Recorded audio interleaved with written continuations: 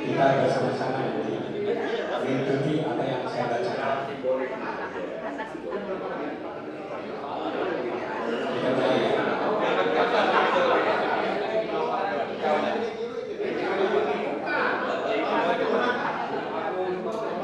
Deklarasi. Forum Alumni Perguruan Tinggi Bandung berijazah asli. Forum Alumni Perguruan Tinggi Bandung berijazah asli. Kami alumni berbagai perguruan tinggi di Kota Bandung. Kami alumni berbagai perguruan tinggi di Kota Bandung. Terpanggil untuk berkontribusi bagi perbaikan bangsa dan negara. Terpanggil untuk berkontribusi. Terpanggil untuk berkontribusi bagi perbaikan bangsa dan negara. bagi perbaikan bangsa dan negara. Bangsa dan negara Indonesia. Bangsa dan negara Indonesia. Di bawah kepemimpinan Joko Widodo. Di bawah kepemimpinan Joko Widodo. Dinilai buruk bahkan ambruk. Dinilai buruk bahkan ambruk. Nilai-nilai luhur bangsa yang berdasar pada Pancasila dan UUD 1945. Nilai-nilai bangsa yang berdasar pada Pancasila dan semakin jauh dalam praktek kenegaraan. semakin jauh dalam praktek kenegaraan. Jokowi telah kehilangan moral kepemimpinan yang bersih dan jujur. Jokowi telah kehilangan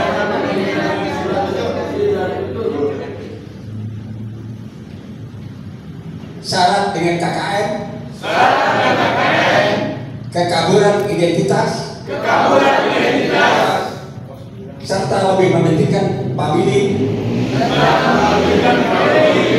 kroni dan oligarki.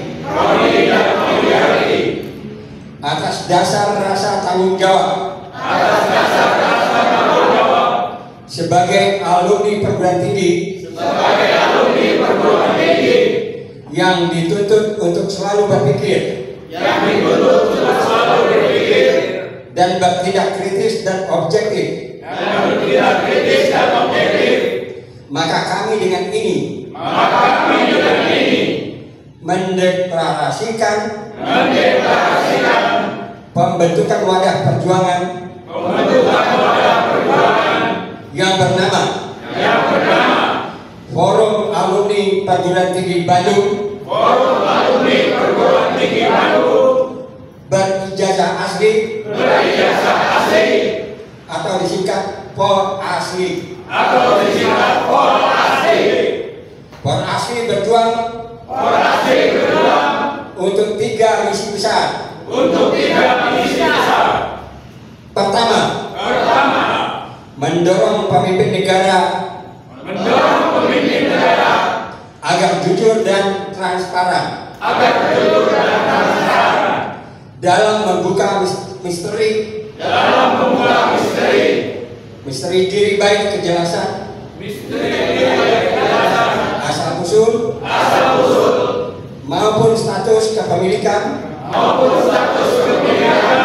dan keaslian ijazah sekolah dasar hingga perguruan tinggi.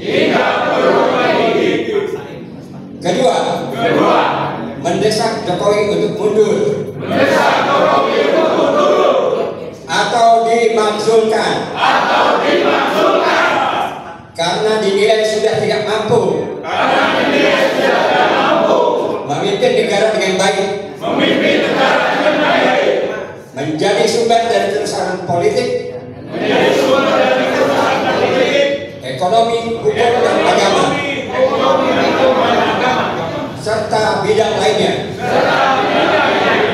Ketiga, atas perbuatan kriminal nepotisme, korupsi dan tindak pidana lain, maka Jokowi harus diusut dan segera dibawa ke dalam proses hukum. Mengkhianati rakyat bangsa dan negara tidak boleh dibiarkan. Penjarakan. Deklarasi Forum Alumni Perguruan Tinggi Bandung berijazah asli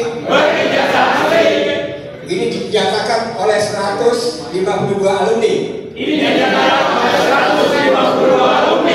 dari 18 perguruan tinggi sebagai wujud tanggung jawab akademis dan demi kebaikan bangsa Indonesia ke depan. Semoga Allah Subhanahu wa Ta'ala meridhoi perjuangan ini. Amin. Bandung 11 Desember 2023. Terima kasih. Allahu Akbar.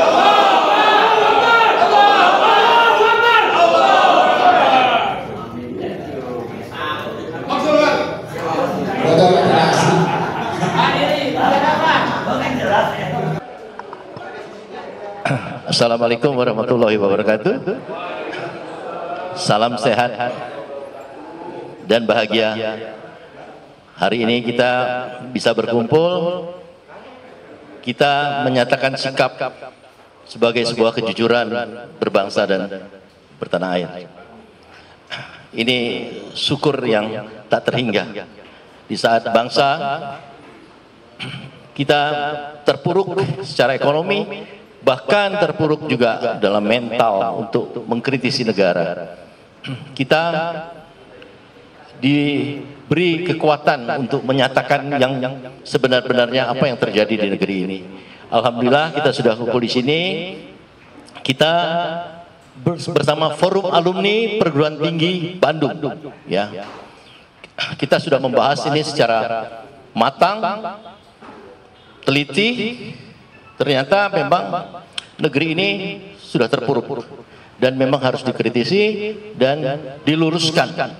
Nah, forum ini pada hari ini kita mengadakan satu deklarasi, kemudian penjelasan-penjelasan ya kepada bangsa ini, supaya bangsa ini bangun, bangkit, ya.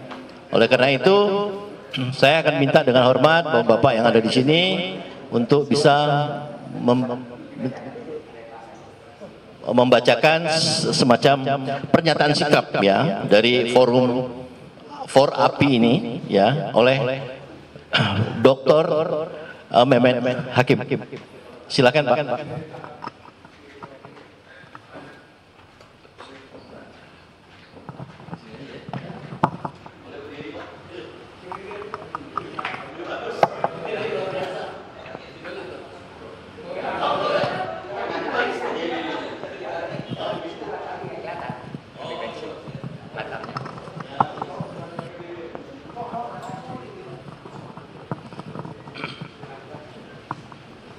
Assalamualaikum warahmatullahi wabarakatuh. Izinkan saya membaca pernyataan sikap secara lengkap. Bismillahirrahmanirrahim. Pernyataan sikap Forum Alumni Perguruan Tinggi Bandung berijazah asli atau FOR asli, bahwa dalam pemerintahan Jokowi, kehidupan berbangsa dan bernegara dirasakan tidak menentu. Korupsi merajalela, ekonomi berat, hutang luar negeri menjadi beban rakyat, oligarki menggerus demokrasi, serta ideologi yang semakin terpinggirkan. Bahwa Jokowi adalah faktor utama dan sumber dari segala sumber kekisruhan kehidupan berbangsa dan bernegara serta permasalahan di negeri ini. Baik kemampuan maupun karakternya tidak cukup memadai untuk memimpin bangsa besar Indonesia. Identitas dirinya terus dipertanyakan, termasuk ijazah sekolah dan kuliahnya. Bahwa Jokowi perlu menunjukkan secara terbuka di depan publik status ijazah yang dipertanyakan tersebut dan atas proses gugatan hukum yang sedang berjalan. Maka rakyat khususnya akademisi atau alumni perguruan tinggi patut untuk mendukung proses gugatan tersebut. Bahwa kasus putusan Mahkamah Konstitusi yang kontroversial telah menguak bahwa rezim Jokowi ternyata bukan saja berbau korupsi dan kolusi, namun juga nepotisme.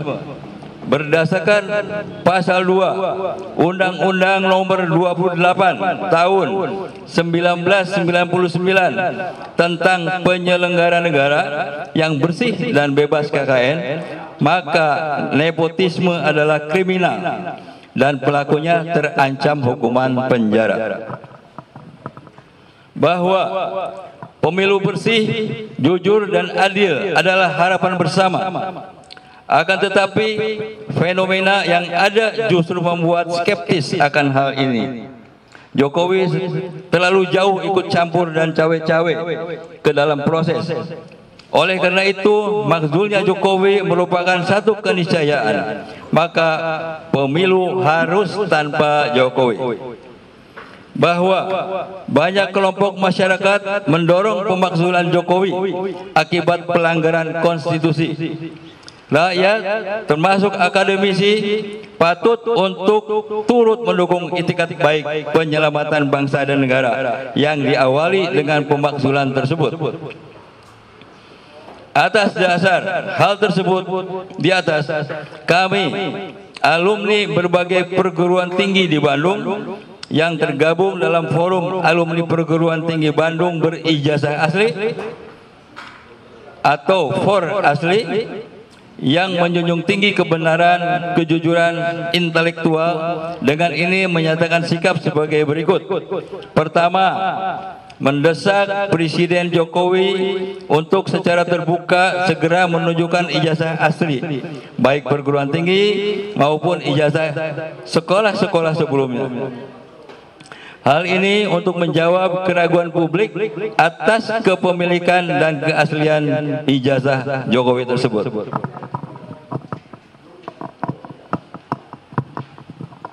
Kedua, mengajak seluruh elemen masyarakat untuk secara serius melakukan gerakan pembebasan KKN sebagaimana yang menjadi amanat konstitusi dan peraturan perundang-undangan lainnya. Rezim KKN harus ditumpas. Ketiga, mendukung niat baik berbagai pihak termasuk kelompok petisi 100 untuk mengadukan Jokowi dan Gibran kepada pihak kepolisian atas dugaan praktek nepotisme. Forum Alumni PT Bandung Berijazah Asli atau FOR Asli siap pula untuk melakukan pengaduan atas tindakan kriminal tersebut. Keempat, mendesak DPR dan MPR untuk lebih serius dan saksama dalam mendengarkan aspirasi rakyat dengan segera memproses pemakzulan Jokowi sesuai dengan mekanisme yang diatur oleh Undang-Undang Dasar 45. Pelanggaran konstitusi Presiden Jokowi tidak boleh dibiarkan dan ditoleransi. Kelima, mengajak seluruh elemen masyarakat khususnya alumni perguruan tinggi seluruh Indonesia untuk peduli dan berperan nyata dalam menjaga pemilu yang bersih, jujur dan adil. Melakukan perlawanan hukum maupun politik atas berbagai kecurangan yang terjadi. Demikian pernyataan sikap For Asli ini disampaikan sebagai wujud dari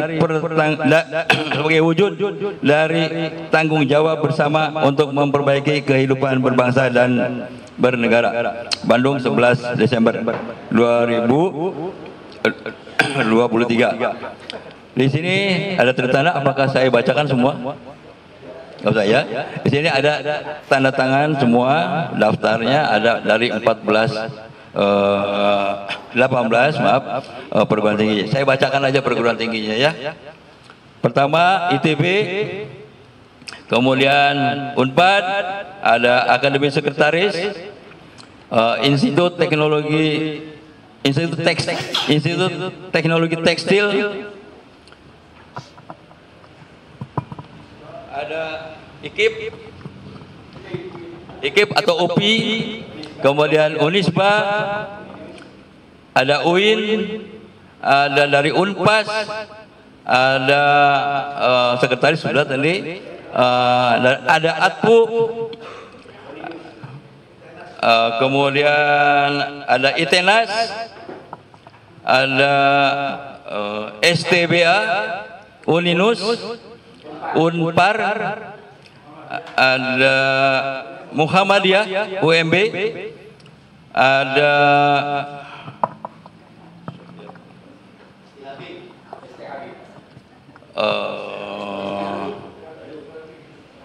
bentar, kita bacain STHB,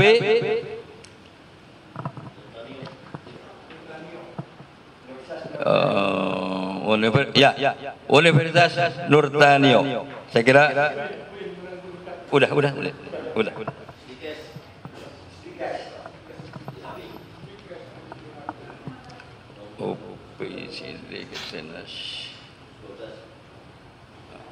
Nomor berapa tadi? Stikes. Nomor berapa? 112. Nah, terakhir stikes ya. Saya kira demikian pembacaan dari pernyataan sikap ini. Terima kasih. Assalamualaikum warahmatullahi wabarakatuh. Ya, terima kasih Pak Dr. Mehmet Hakim. Kalian, sebelum sesi pertanyaan, ada baiknya For API itu menjelaskan kronologis bahwa For Asli ini menjelaskan kronologis, karena kita tidak tiba-tiba kemudian kita mengkritisi. Ini ada kesadaran panjang ya. Jadi penjelasan ini saya kira kita serahkan kepada Pak Dindin dan Pak Rizal Fadilah. Terima kasih. Siapa dulu? Ya, baik. Pak Rizal Fadilah duluan ya. Assalamualaikum warahmatullahi wabarakatuh. Ya, alhamdulillahirabbil alamin, wassalatu wassalamu ala Rasulillah wa ala alihi wa ashabihi wa mawalah. Bapak Ibu, ya, alumni perguruan tinggi Bandung berijazah asli For Asli yang saya hormati, hadirin rahimakumullah, bahwa masalah ini menjadi penting dan perhatian dari alumni perguruan tinggi Bandung ya, karena menyangkut hal yang paling mendasar dalam kehidupan berbangsa dan bernegara. 3 hal utama yang menjadi perhatian, kajian, sekaligus sampai kepada pendeklarasian serta pernyataan sikap pada hari ini. Yang pertama adalah soal identitas asli. Di dalam Undang-Undang Dasar 1945 pasal 6 Undang-Undang Dasar 45 yang asli menyebut presiden adalah atau ialah orang Indonesia asli. Jadi satu, dia harus orang, bukan boneka apalagi boneka kayu, harus orang. Yang kedua, asli gitu. Jadi yang bukan palsu. Jadi presiden itu nggak boleh ada presiden palsu. Presiden palsu namanya presiden abal-abal yang tidak kompeten, ya, yang tidak punya kapasitas sebagai presiden, itu namanya presiden palsu. Yang tentu diawali dengan identitas palsu. Baik asal usul yang tidak transparan atau jelas, maupun ijazahnya yang tidak bisa dipertanggungjawabkan tentang kepemilikan dan keaslian. Saya kira spirit kembali ke Undang-Undang Dasar 45 yang asli itu juga termasuk mengembalikan pasal 6 yang asli ini. Presiden ialah orang Indonesia asli. Maka sekarang kita berangkat dari spirit asli, ijazah asli. Mari kita tunjukkan bahwa kita alumni perguruan tinggi Bandung berijazah asli. Gitu. Jadi ini dasar pikirannya. Kenapa harus kita sama-sama menunjukkan ini loh ijazah asli saya, kami, mana ijazah aslimu? Nah, ini kan pertanyaan, gitu, tantangan, ayo, gitu kan. Proses hukum yang berjalan sekarang itu kan tentang gugatan tentang status ijazahnya Pak Jokowi di Pengadilan Negeri Jakarta Pusat yang masih berjalan sampai saat ini didukung penuh gitu oleh alumni perguruan tinggi Bandung berijazah asli. Itu spiritnya. Yuk kita dukung, jangan dibiarkan sendiri. Sudah ada loh sarana hukum, mangga silahkan buktikan. Sampai kemarin proses mediasi tidak dikeluarkan itu aslinya. Wajar masyarakat rakyat bangsa Indonesia meragukan. Dan kita membuktikan yang begini yang asli itu.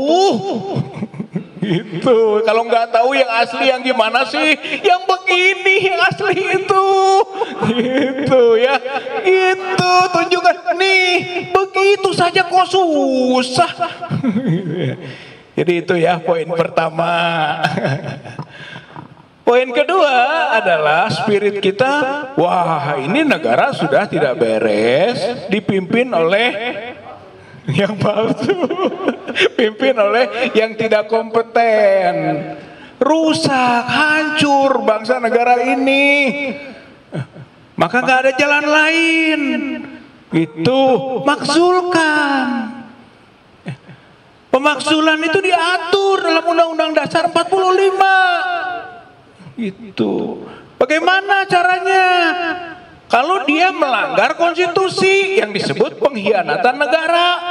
Dan sudah terlalu banyak pelanggaran konstitusinya Presiden Jokowi ini. Yaitu melanggar konstitusi. Banyak itu. Itu termasuk kualifikasi pengkhianatan negara. Termasuk pengkhianatan negara juga adalah seperti dalam tanda kutip subordinat negara Cina.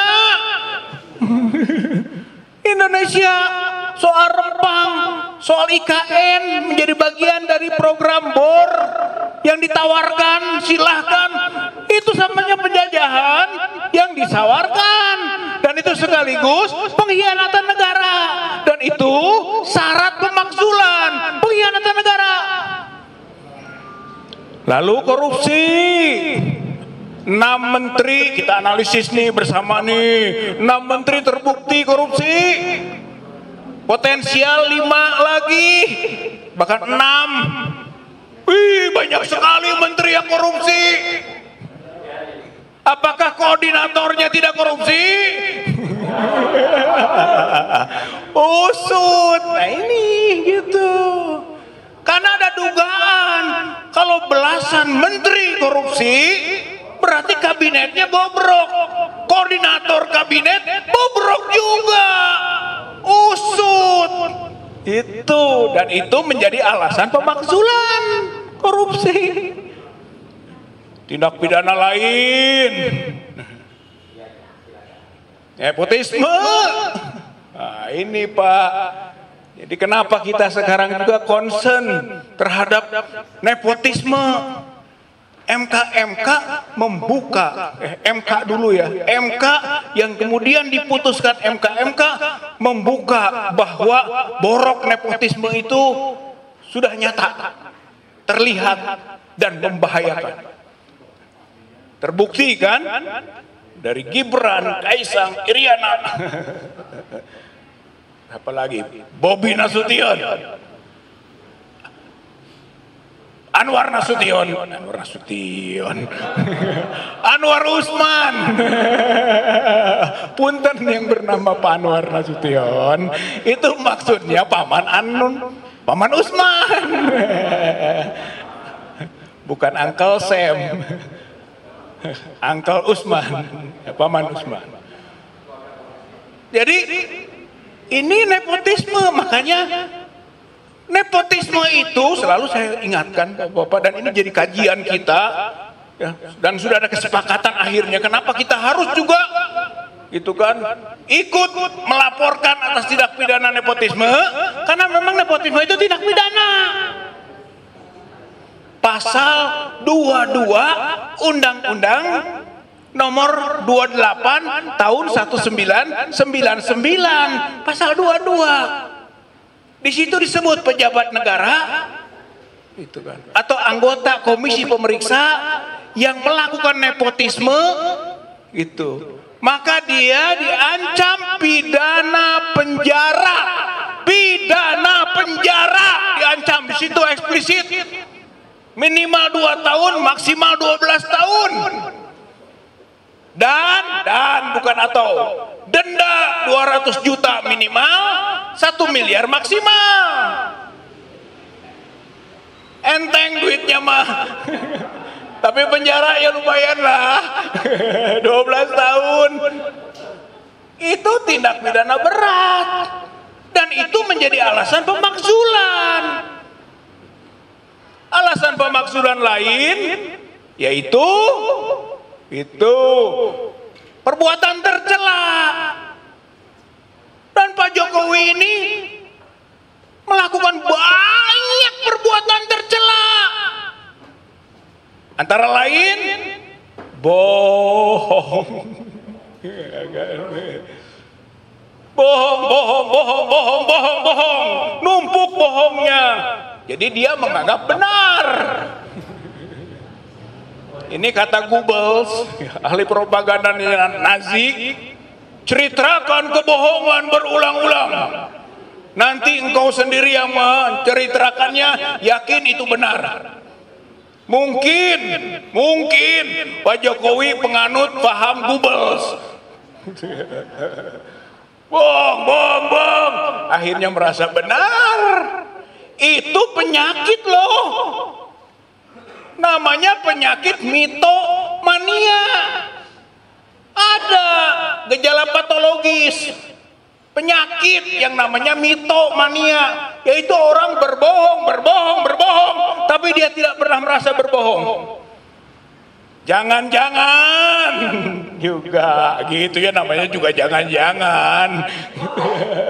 Pak Jokowi kena penyakit mitomania, makanya periksa. Tapi nepotisme sudah terindikasi kuat.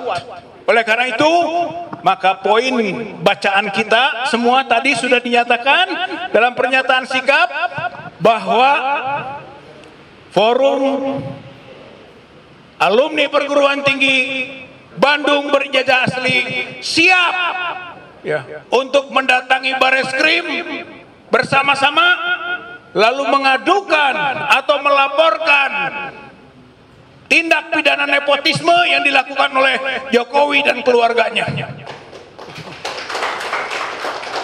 Bagi yang sudah siap ke sana, kita support, kita dukung, kita membersamai.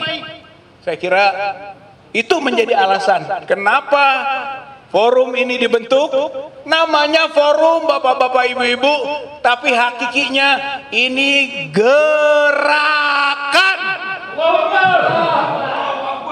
Gerakan Forum Alumni Perguruan Tinggi Bandung berijazah asli atau for asli dalam rangka memperbaiki bangsa dan negara atas tanggung jawab kita kehadiran ilahi Robi Allah Subhanahu wa taala. Allahu Akbar. Allahu Akbar. Allahu Akbar. Nasrun minallah wa fathun qarib wa basyiril mu'minin. Wassalamualaikum warahmatullahi wabarakatuh.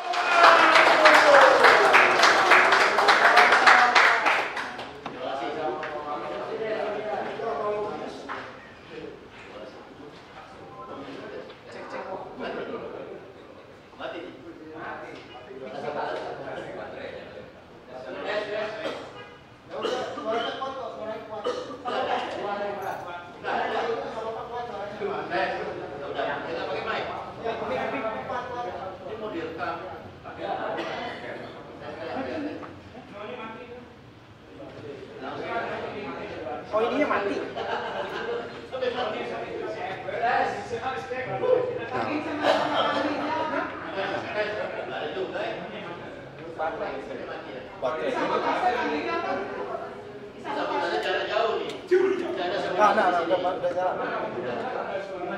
Cek ulang.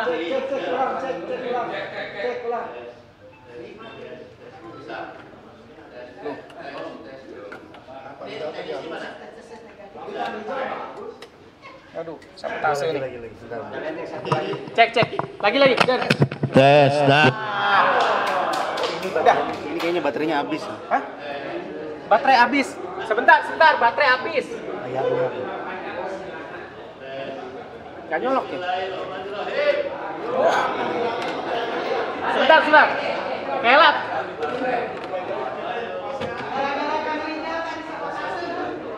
Iya. Nah, ini. Alhamdulillah sangat bersemangat. Jadi tadi Kang Rizal Fadila menjelaskan ini, makzulkan dan penjarakan itu punya alasan yang kuat. Dan kita akan diyakini lagi bahwa perjuangan ini bukan karena kita ngelindur, bukan, ya. Tapi ini betul-betul kita teliti, baik secara moral, sosial, dan hukum saya kira. Ya.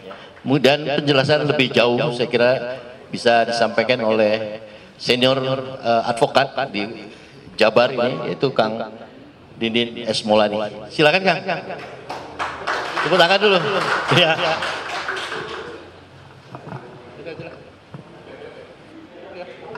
Assalamualaikum warahmatullahi wabarakatuh. Puji syukur kita panjatkan kepada Allah Subhanahu wa taala bahwa kita pada hari ini bisa berkumpul ya dalam kondisi sehat walafiat. Walaupun badan saya agak riget begitu ya. Karena kemarin ada pertemuan Bapak Ibu sekalian. Sebetulnya pertemuan ini tidak terduga ya. Saya juga diundang, tadinya harus bicara tapi saya menahan diri untuk tidak bicara. Karena itu adalah komunitas dari sebuah partai. Partai di mana Jokowi berada di situ. Intinya sama hampir mirip dengan ini. Ya saya sih senang aja datang bicara itu. Cuma hujan besar jadi agak. Sebelumnya tentu saya aturkan terima kasih kepada yang punya gedung, yang ngurus gedung ini. Walaupun tidak hadir karena masih di Jakarta kalau tidak salah, Kang Letnan Jenderal Purnawirawan Yayat Sudrajat ya. Kita ucapkan terima kasih pada beliau atas penyediaan tempat ini ya. Dan tentu saja saya kebetulan dengan Pak Riza juga sebagai Dewan Penasehat ya di DHD 45 ini. Karena DHD 45 ini memang sebuah komunitas yang memang hampir kebanyakan sudah pada sepuh. Kalau saya pantas di sini jadi penasehat, gitu. Udah sepuh, kepalanya putih. Kalau Pak Riza sebetulnya kurang pas jadi Dewan Penasehat. Dia siap-siap menggantikan Kang Yayat nanti 2 tahun lagi. Kang Edi, Bang Edi channel, jauh-jauh dari Jakarta nih hadir. Kang Bang Salin ya juga dan kawan-kawan dari Jakarta juga hadir. Teman-teman media tadi ada Metro ya, ada beberapa teman media yang hadir di sini. Kang Saiful, Jani CS ya nanti juga hadir. Jadi Bapak Ibu sekalian tadi sudah dibacakan oleh Pak Mehmet ya, yaitu sikap kita lintas perguruan tinggi Por-Asli ini membuat sebuah statement. Pak Riza sudah panjang lebar, saya sedikit saja memberikan bukan informasi. Ini betul-betul tergerak karena saya sebagai advokat tahu persis proses hukum yang sedang berjalan di Jakarta. Ini sudah berjalan kalau tidak salah 2 bulan. Sebagai advokat 2 bulan sudah tahu nyampe di mana harusnya yang normal. Bayangin aja Pak Riza yang selalu hadir ya di sana, itu sampai sekarang masih berkutat di soal surat kuasa. Bayangin. Semestinya 2 bulan sudah bisa ada sebuah proses pembuktian. Semestinya ya. Apalagi proses-proses kasus politik begini biasanya cepat. Saya ini juga terbiasa menangani kasus-kasus politik ya di zaman Soeharto. Itu biasanya bahkan lebih cepat, Pak. Ya, bisa seminggu 2 kali gitu. Paling tidak seminggu sekali. Kalau ini seminggu sekali, mestinya sekarang sudah terbuka. Ada tidak gitu. Ijazah Pak Jokowi itu. Kalaupun ada, asli tidak kan itu yang ditunggu masyarakat. Ini masih buat di soal surat kuasa. Makanya kita tergerak untuk mengingatkan ya bahwa jangan main-maininlah pengadilan, jangan undur-undur untuk kepentingan politik. Ya, pengadilan ya pengadilan, penegakan hukum ya penegakan hukum. Tapi inilah faktanya. Kenapa kita selalu melakukan sebuah respon-respon untuk mengingatkan penguasa rejim ini bahwa jangan memperalat hukum untuk kepentingan politik mereka. Karena itu akan berisiko, tetap itu akan berisiko. Bapak-bapak Ibu sekalian, saya berharap di sini khususnya ada Kang Budi Rianto. Ini pemain lama beliau nih. Pemain lama. Aktif lagi gabung. Tapi beliau nggak pernah diam, cuma agak jarak jauh dengan saya dan sekarang kumpul. Saya berharap dari forum atau Por-Asli ini lintas perguruan tinggi ini yang tercatat di situ ada 100 berapa Kang? 152. Ini dilanjutkan Kang Budi, diteruskan ininya apa pendukungnya, penandatangannya. Kita ambil sebanyak mungkin. Karena kalau bicara realitas bahwa alumni Bandung Raya, paling tidak Bandung Raya bukan hanya Bandung, itu bisa ribuan gitu. Kita bisa ratusan kita raih ini. Untuk apa? Bukan hanya untuk ini, Pak. Ini kita butuh secepatnya declare hari ini. Tadi sudah dibacakan Kang Mehmet. Karena ada 2 yang penting. 1, mandeknya proses di Jakarta tentang peradilan ijazah palsu itu. Kedua, sulitnya ditembus wakil-wakil kita, wakil-wakil rakyat di Senayan ini untuk menerima petisi 100 terkait dengan permohonan pemakzulan. Jadi sampai hari ini belum ada kejelasan. Beliau mereka lah untuk mau menerima petisi 100. Makanya forum ini pun juga mendorong sebuah kegiatan ini mendorong untuk agar petisi 100 ini lebih banyak kawan, lebih banyak aspirasi yang sama. Kita dari petisi 100 tidak ingin berjuang sendirilah kasarnya dalam tanda kutip. Tidak ingin tampil sendiri ya dengan 100 orang. Kalau kenapa 100 orang, kenapa tidak dibuka, itu banyak sekali yang ingin masuk, beberapa ke Pak Sapri, ke saya, sama banyak. Itu ya karena itu ada sejarahnya, itu ada komitmennya ya, mirip-mirip petisi 50. Untuk melawan Soeharto cukup dengan petisi 50. Yang sekarang ini kan lebih dari itu.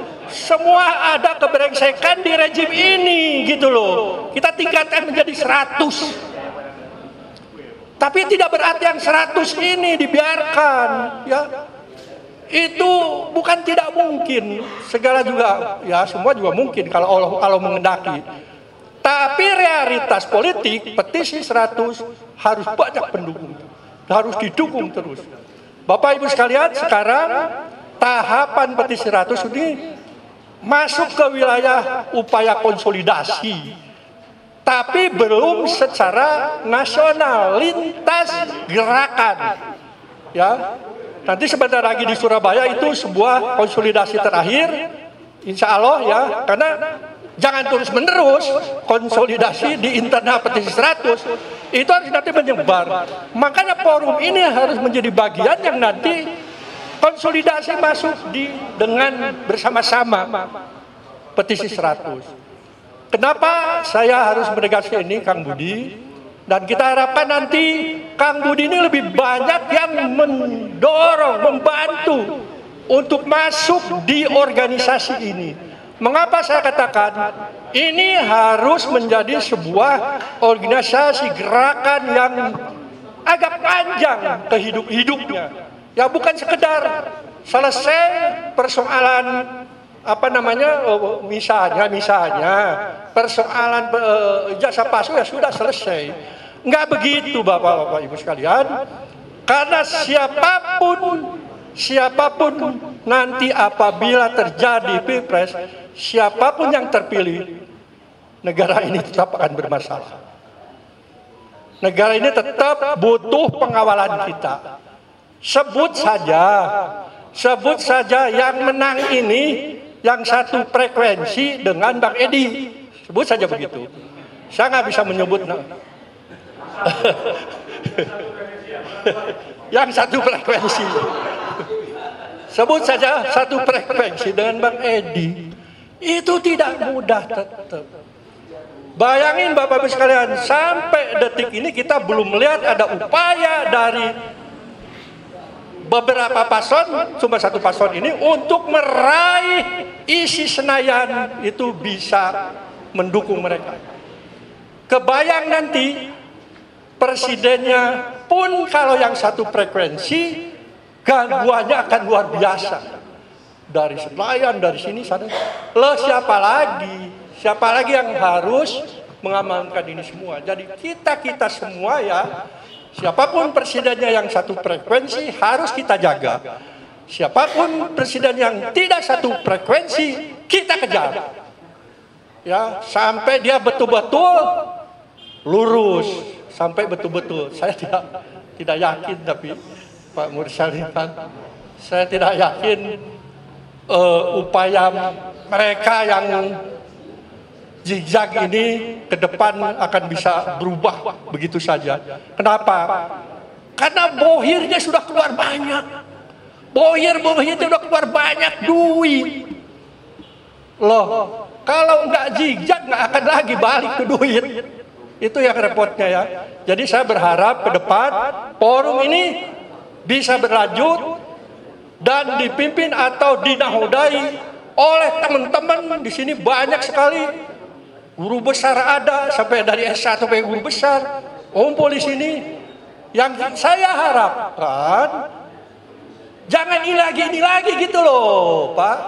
Ya ini lagi nih, ini balik-balik ke sini. Itu ya,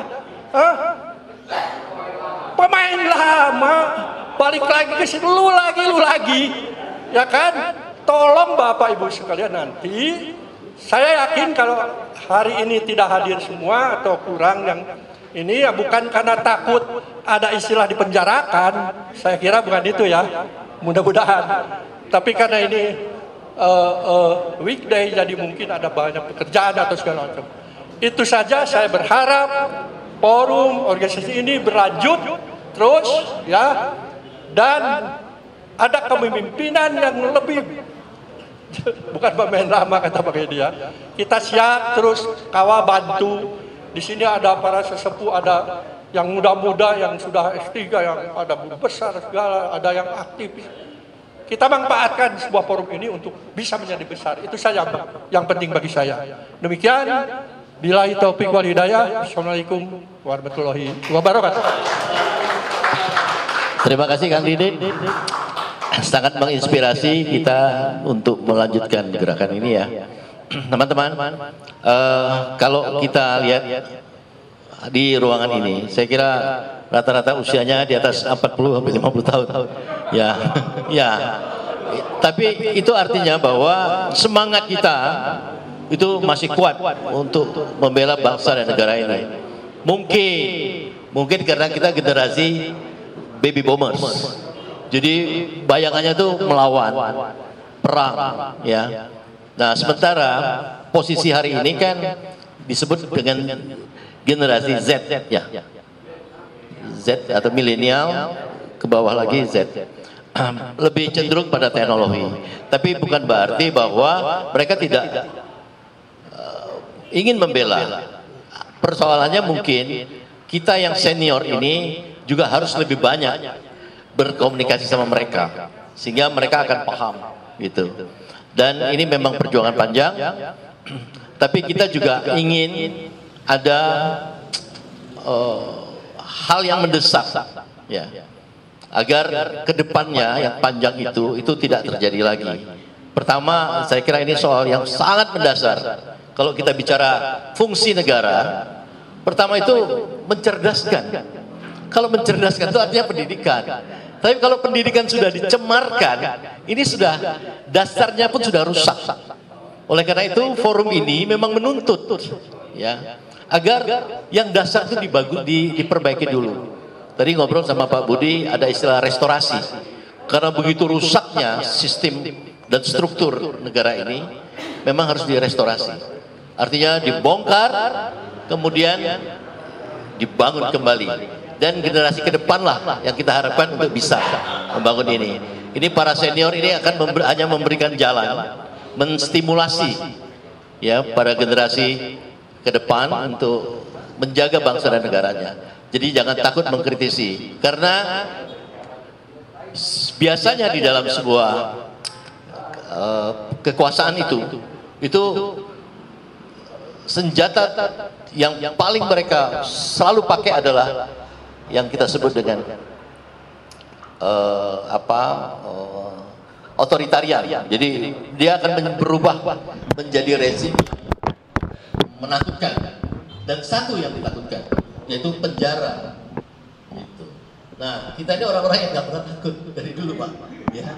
Ya, kita nggak pernah takut ya. Jadi karena penjara itu tidak madesu, ya, tidak menjadi suram masa depan. Semua yang pernah di penjara pasti punya nilai di dalam kehidupan ini. Saya kira begitu. Salah satunya itu depan kita. Ya. Nah, teman-teman, saya kira mungkin perlu juga sesi untuk tanya jawab. Saya kira kita persilakan, ada juga dari forum ini sendiri, yang kedua dari pihak media sendiri. Silakan. Pertama jelaskan nama dan dari mana. Terima kasih. Langsung aja ya. Baik. Terima kasih. Assalamualaikum warahmatullahi wabarakatuh. Nama saya Suparno. Sebenarnya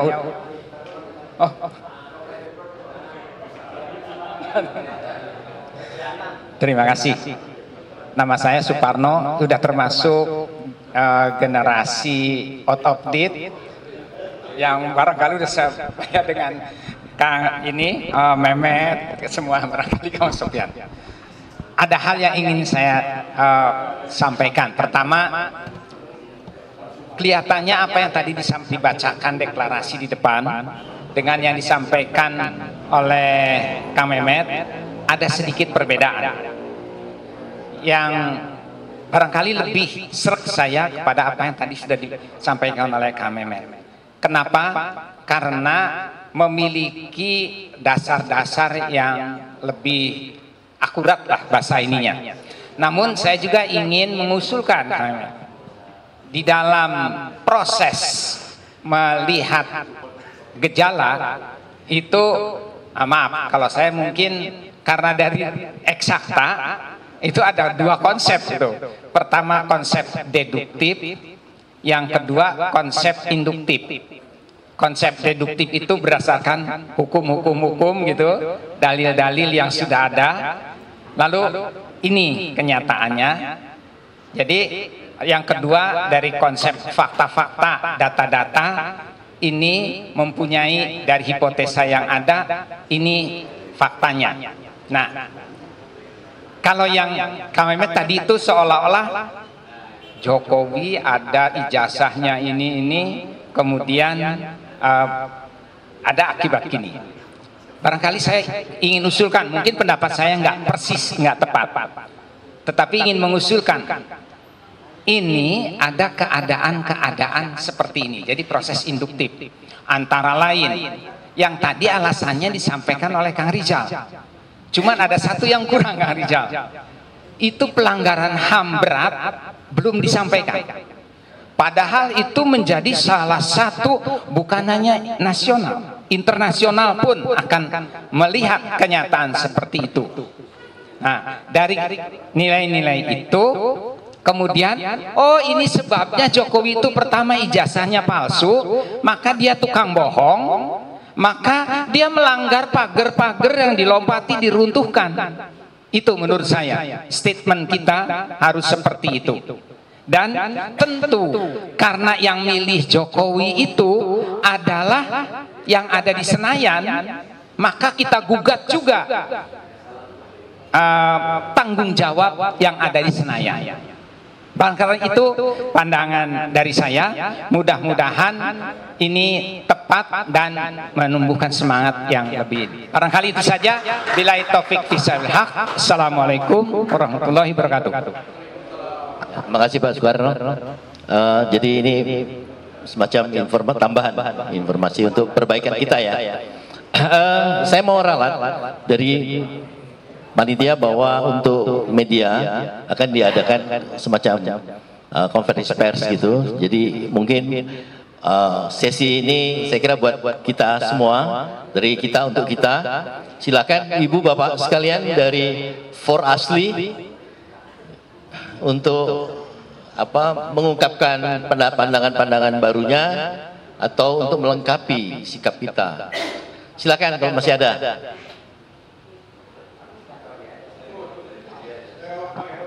Oh ya, ini Pak Hilmansyah, ini wah, ini senior juga nih. Ini sahabat lama saya nih. Terima kasih semuanya, senior-senior saya nih, kelihatan saya junior di sini.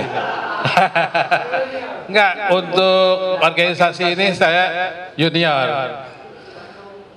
Assalamualaikum warahmatullahi wabarakatuh. Saya ini melihat tahun 98 itu orang rame-rame semua. Yang duduk di depan itu dedengkot. Tapi kemudian begitu tumbang, yang dedengkot inilah yang menguasai. Teman-teman ini semua ketinggalan. Kita pernah dikumpulkan di tempat Bang Rizal Ramli di Jakarta. Ada yang mau ikut nggak di tempat? Nggak ada yang mau ikut. Ini semua nggak ada yang mau ikut. Yang ikut tuh orang-orang yang nggak dikenal.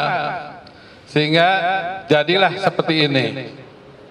Pertemuan di Unpad juga saya bilang, ini yang merubah Undang-Undang Dasar 45 siapa?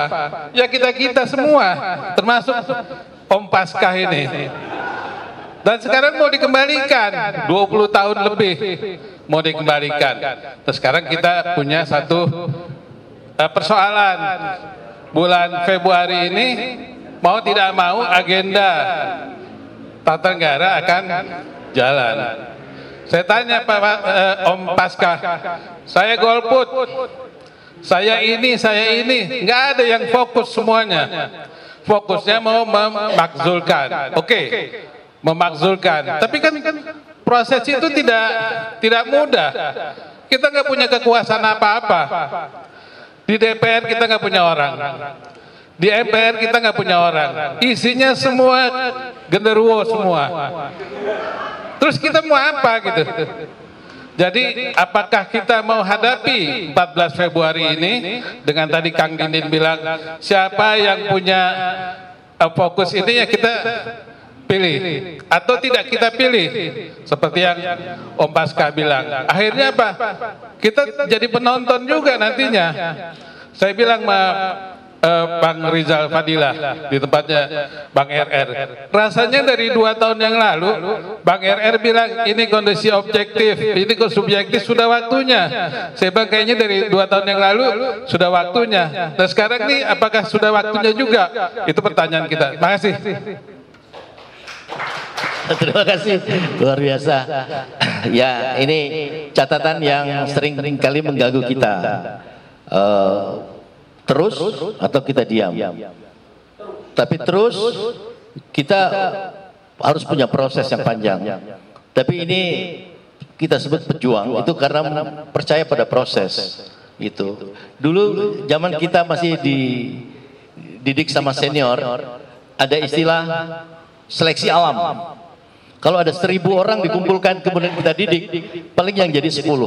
Kira-kira begitu. Tapi itulah proses. Nah, hari ini juga begitu, Kang Hilman, kita melakukan proses. Paling tidak, semangat masa lalu sampai hari ini tidak pernah pudar untuk sebuah kebenaran. Dan kita pahami bahwa rezim kali ini adalah rezim yang paling bobrok, rezim yang perlu kira-kira begitu. Dan inilah upaya terakhir. Ada istilah selemah-lemahnya iman. Ya, pada saat kita masih punya pikiran dan hati, itulah yang jadi senjata kita. Kita nggak punya senjata yang lain. Ya. Tadi disebutkan bahwa kita tidak punya orang di legislatif, tidak punya orang di eksekutif. Emangnya kalau ada orang kita di sana, emang dia bisa berbuat apa? Ini problem utama kita adalah partai yang buruk. Gitu, ya. Akarnya di situ.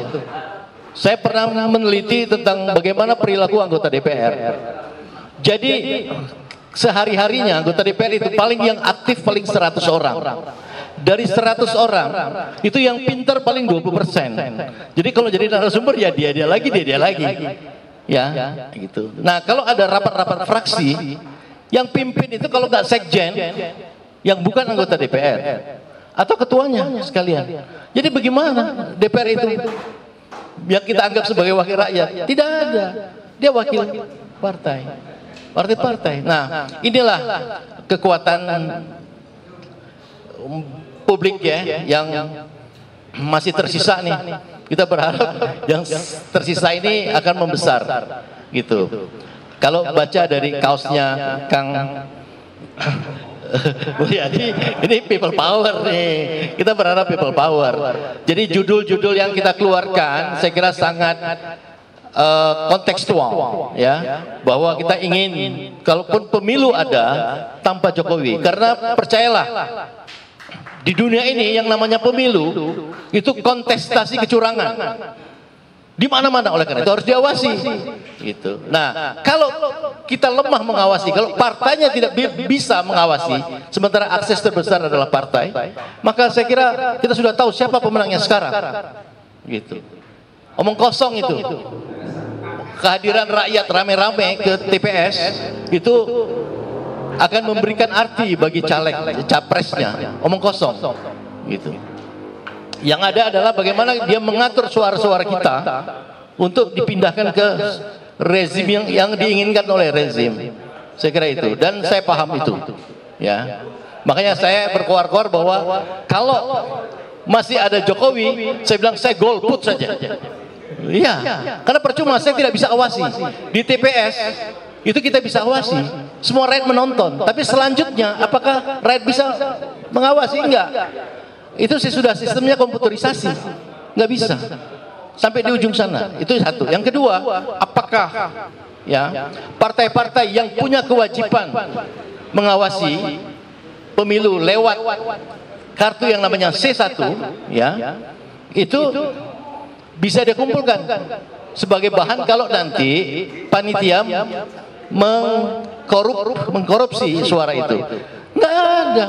2019 saya tanya sama tim kuasa hukumnya Prabowo, nggak punya dia data, makanya dia kalah. Saya kira ke depan juga sama, mau Amin kah, mau yang lain kah, ya. Kalau dia tidak punya tim yang kuat untuk menjaga suara, saya kira dia akan termanipulasi. Kita jangan terlalu hiporia soal bagaimana mencari suara, karena mencari suara itu hanya satu faktor. Yang paling mendasar itu faktor menjaga suaranya. Saya kira itu. Nah, ini yang berat, menjaga suaranya. Saya kira begitu. Mungkin ada lagi pertanyaan lain. Silakan. Oh, mau jawab nih Pak Safril. Ya, terima kasih. Saya jawab untuk Pak Dadang ITB ya. Jadi memang dalam hal pernyataan sikap kita itu karena sikapnya adalah untuk pendukung juga. Yakni rincian-rincian yang dikatakan Pak Dadang itu lengkap semua di petisi 100 tentang kelemahan, tentang pelanggaran konstitusi dan sebagainya. Jadi yang diusulkan oleh Pak Dadang itu ada di petisi 100. Ya, ada bukunya, nanti tinggal diambil, terinci itu. Jadi lalu kita sebagai alumni perguruan tinggi Bandung, ya, yang berijazah asli mendukung itu. Dan tindak lanjut kita setelah ini adalah ya Bapak dan Ibu-ibu tadi sudah mengisi absensi dan dimintakan menulis dengan gelar lengkap, lalu dimintakan juga menulis nomor induk kependudukan atau KTP. Tujuannya adalah untuk kita nanti melampirkan ya untuk pengaduan terhadap apa yang tadi disampaikan oleh Pak Rizal, bahwa ada pelanggaran yang bentuknya adalah tindak pidana nepotisme. Dan itu kan kita baru tahu sekarang bahwa nepotisme itu ternyata ada tindak pidana ya. Dan hukumannya juga berat ya. Jadi mudah-mudahan setelah kita laporkan nanti ya mungkin minggu depan setelah kita proses secara administrasi selesai, itu kita sampaikan ke pihak kepolisian. Dan kalau itu hukumannya berat, ya mau tidak mau sebelum dimakzulkan Jokowi dipenjarakan gitu. Kan kalau hukuman tuntutan berat kan harus begitu. Kecuali kalau seperti kayak Firly, udah hukuman berat masih juga belum ditahan. Tapi kita berharap rakyat akan mendesak bahwa kalau ini diproses, ya penjarakan dulu gitu. Ya saya kira itu. Jadi mohon Bapak Ibu yang belum punya buku petisi 100 silakan itu. Nah, petisi 100 itu orang-orangnya juga hampir sama semua. Ya, ada Pak Mehmet, Pak Dr. Mehmet Hakim, ada Pak Dindin, ada Pak Rizal Padilla, ada saya, Pak Paska. Ya, itu adalah inisiator-inisiator. Ya, ya termasuk dari Jakarta Pak Mursalin nih, Ketua KISDI gitu. Kita menginisiasi petisi 100 itu dan sudah kita sampaikan di MPR 2 bulan yang lalu. Tapi ternyata ya mereka seperti yang disampaikan oleh Pak Paskah tadi, ya begitu juga yang disampaikan oleh Pak Elmansyah, bahwa mereka itu nggak ada apa-apanya, cuma 20% yang pintar, dari yang 20% juga ternyata yang bisa ngomong, ya, yang itu juga gitu. Jadi apalagi sistemnya, partai politik itu cuman ada 9 orang yang berkuasa, cuma ketua umum partai, ya. Jadi kalau ketua umumnya bilang tidak, ya udah. Kalau mereka bilang setuju, ya akhirnya itu undang-undang KPK dilemahkan, cuman gara-gara 9 orang. Undang-undang yang namanya Omnibus Law, ya Cipta Kerja atau undang-undang Cilaka juga lahir dari 9 orang itu. Ya walaupun ada 1-2 yang tidak setuju, tapi kalah. Tapi itulah kenyataan bahwa partai politik kita memang tidak demokratis. Walaupun ada yang pakai nama partai demokrasi gitu. tapi tidak demokratis. Itu juga harus diperbaiki. Jadi nanti kita sistemnya juga akan ada perbaikan. Ya. Ya. Ya, baik. Baik Pak Dadang. Saya kira itu tambahannya. Ya, terima kasih. Pak Suparno. Dadang Suparno dari ITB. Terima kasih Pak Sapril. Oh, masih mau tambahan juga dari Mansyah. Pak Sapril baru Pak Suparno. Ya, jadi begini Mansyah. Saya lihat Pak dulu Pak Harto, Jenderal Soeharto ya, Presiden itu dilantik bulan Maret. Ya, bulan Maret, bulan April, Mei jatuh. Itu di saat kuat-kuatnya loh. Itu di saat kuat-kuatnya semua mendukung, itu di bulan Maret, 11 Maret pelantikan. Tapi bulan Mei 98 yang sama jatuh. Jadi sebenarnya kalau ukuran jatuh itu relatif, itu satu. Yang kedua adalah bahwa perubahan yang kita maksud ini bisa linier, bisa unlinier. Itu. Yang linier itu melalui pemilu. Itu sering orang menyebut juga plan B. Kalau sudah nggak bisa lagi apa boleh buat all out kita, gitu kan. Tapi kalau bisa ya kita dahului dengan yang unlinier. Nah, linear inilah yang kita sebut dengan pemakzulan. Gitu, dengan segala indikasi fenomena yang makin berkembang. Saya kira pemakzulan, makzul ini sekarang sudah menjadi isu politik, sudah menjadi magnet politik, sudah menjadi alat konsolidasi politik. Gitu, ini satu fenomena baru yang mulai berkembang, gitu kan, yang mudah-mudahan lah, gitu kan, terus menggelinding, menggumpal dan membesar. Gitu. Kita boleh tidak percaya kepada anggota DPR yang sekarang, MPR yang sekarang, tapi kekuatannya tetap saja pada kekuatan masyarakat rakyat. Itu bahasa people power. Datanglah rame-rame seperti 98 ke DPR, ke MPR. Yang kerja bukan DPR, MPR loh. Gitu, ujungnya Pak Harto sendiri, gitu kan, melihat begini gede, begitu kalau dilawan membahayakan dan berisiko tinggi, menyatakan mundur. Tapi dipaksa, nggak mungkin mundur sendiri. Gitu.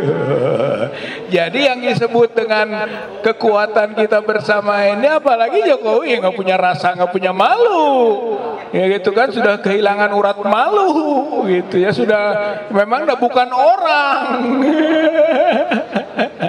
Gitu ya, maksudnya orang tuh harus punya perasaan dong, gitu kan. Jadi maksudnya gerakan ini, gerakan forum ini, itu kan bagian daripada gerakan masyarakat, gerakan rakyat bersama buruh, bersama mahasiswa, bersama juga dengan emak-emak, gitu kan, ya bersama dengan para purnawirawan, para aktivis, ulama, santri, itu sebetulnya sudah sama kesadarannya. Bahasa tadi mah Pak Dindin, ada frekuensi yang sama, gitu ya, dalam konteks perubahan unlinier. Ya, jadi ini upaya saja, tapi itu akan sangat berpengaruh. Kalau upaya unlinier kita kuat, nanti kalaupun sampai linier, insya Allah itu pengawasan kuat, gitu ya. Jadi pasti positif. Oleh karena itu all out lah ya. Hayu bareng-bareng terus menerus. Selama masih ada hari ya, selama masih ada hari kita masih berbuat. Kalau kata Nabi mah, meskipun besok itu kiamat, kamu masih bisa menanam kurma, tanam. Gitu ya. Meskipun besok kiamat, gitu kan, tanam, gitu kan. Artinya kita berbuat sampai titik darah penghabisan. Allahu Akbar. Ya, tambahannya segitu Pak Helmansyah. Baik, ini sebelum apa ada dari teman-teman yang lain, Ada dua dari kami yang di depan untuk menanggapi, Pak Mehmet dan Pak. Oh, Ibu dulu. Mau nanti sebentar ya, ini Pak Mehmet dulu. Oh, mau. Jadi Bapak nanti ya. Assalamualaikum warahmatullahi wabarakatuh. Sebenarnya begini, sebenarnya persoalan itu dari A sampai Z sudah dikemukakan oleh kawan-kawan saya semuanya. Kesimpulan saya ya keterlaluan. Keterlaluan kalau kita tidak jatuhkan, ya kan? Saya lebih suka pakai kata turunkan ya, kalau maksulkan kan bagi rakyat itu awang-awang sedikit. Jadi kalau saya pertama sekali mengetahui ijazah Jokowi itu palsu, saya sudah lama mengetahui. Seorang Bambang Tri Mulyono tembak kepala saya kalau ijazah Jokowi tidak palsu. Kenapa? Ini seorang wartawan ketangkap bukan karena ijazah palsu ya. Dia ketangkap ditahan sekarang bukan karena ijazah palsunya, tapi ya dengan persoalan lain dicari dari delik yang yang ngada-ngada. Saya menganggap Bambang Tri ini seorang pahlawan bagi saya. Dia yang berani tembak kepala saya kalau ijazah Jokowi ini tidak palsu. Akhirnya kesimpulan ini, situasi objektif sudah harus berubah. Sekarang kita, kekuatan subjektif kita, itu yang dituntut dari Uda Hilman tadi. Jadi kondisi objektif sudah ya, nggak ada lagi persoalan, harus kita maksulkan, harus kita turunkan. Saya lebih enak ini, tidak saya lengserkan enak. Jadi begitu ya rasanya. Saya sih kesimpulan saya udah begitu aja. Jadi situasi objektif sudah harus diturunkan, tapi kekuatan subjektif kita yang kadang-kadang teriak-teriak di grup WA doang gitu. Mari kita sama-sama demi bangsa ya, demi panggilan yang saya anggap ini ibadah kok. Ya. Terima kasih. Wassalamualaikum warahmatullahi wabarakatuh. Terima kasih Tia. Ya, kita memang saling menguatkan sebetulnya. Keyakinan sudah sama, frekuensinya sudah sama, Kang Dini. Ibu tadi mau bicara, silakan Bu. Silakan. Boleh. Mau di sini, silakan. Di depan.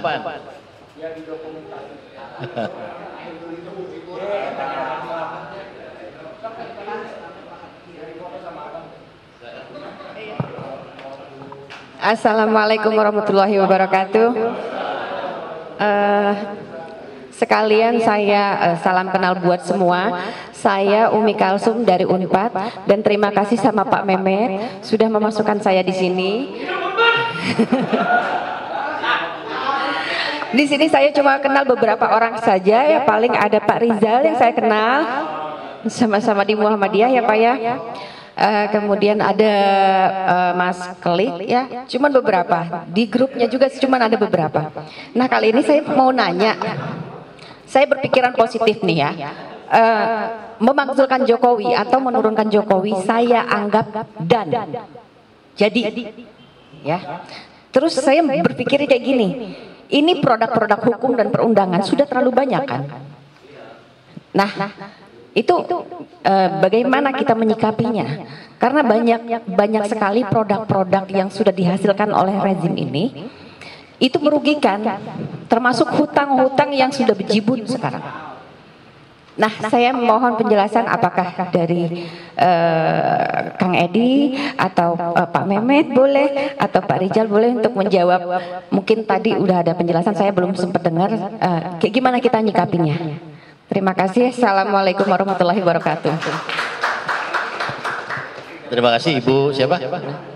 Ibu Ulmi ya, Kalsum. Terima kasih. Ini saya kira Bapak-bapak bersabar sebentar. Saya kira kita terus dulu. Yang lain mau bicara. Nanti untuk media kita ada konferensi pers. Ya. Silakan yang lain. Silakan Pak. Baik, Assalamualaikum warahmatullahi wabarakatuh. Terima kasih Bapak-Bapak yang di depan semuanya. Ini salah satu bahwa kita memang kenapa kalau kita tidak bisa memakjulkan Jokowi. Katanya orang bilang apa sih kekuatannya? Ternyata sekarang kuat gitu. Itu yang penyebabnya harus kita lihat. Yang kedua, kita harus punya network, ya. Network yang boleh dibilang kita tinggal 150, tapi 150 itu networknya gimana? Apakah berhubungan dengan buruh, berhubungan dengan mahasiswa, berhubungan dengan pesantren dan lain-lainnya? Karena tahun 98 itu hampir semua masyarakat datang ke gedung DPR dan MPR tanpa terkecuali. Nah, sekarang gaya-gaya ini sudah diperkuat karena mereka ini rezim sudah melihat kondisinya bahwa harus diperkuat di Departemen Dalam Negeri, diperkuat di A, B, C, D, sehingga gaya-gaya atau langkah-langkah yang kita lakukan itu fatal, susah. Nah tadi saya tidak setuju kalau kita nanti istilahnya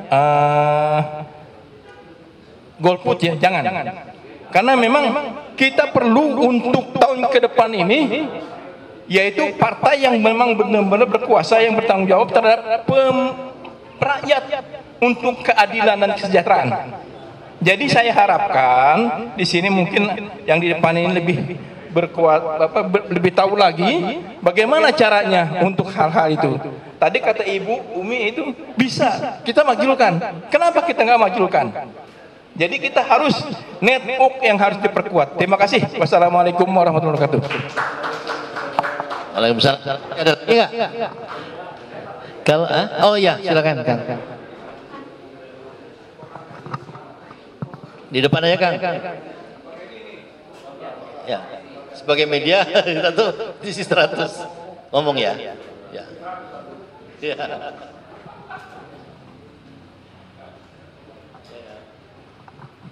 Terima kasih. Assalamualaikum warahmatullahi wabarakatuh. Saya angkatan 74 dari ITB. Jadi udah 69 tahun umur saya. Saya juga ikut mengamati lah, walau tidak salah ikut ke Senayan waktu itu. Enggak lah, saya ada di Bandung. Tapi saya malah setuju dengan Ibu tadi bilang, kita nggak usah mikir yang lain-lain deh. Mikirin itulah MPR-nya ada enggak lah. DPR-nya bagaimana? Sudah, yang sekarang kita posisikan aja kita bahwa harus memaksulkan Pak Jokowi lewat satu-satunya jalan tinggal itu masyarakat itu aja diperkat. Yang lain sudah nggak bisa apa-apa. Lihat aja semua orang mau apa sekarang kita? Mau polisi, mau tentara, mau apa? Semua udah nggak bisa kita pegang gitu. Salah satunya yang kita bisa lakukan itu adalah bahwa kita itu harus ya itulah dengan masyarakat. Jadi kita nggak usah banyak omong lagi.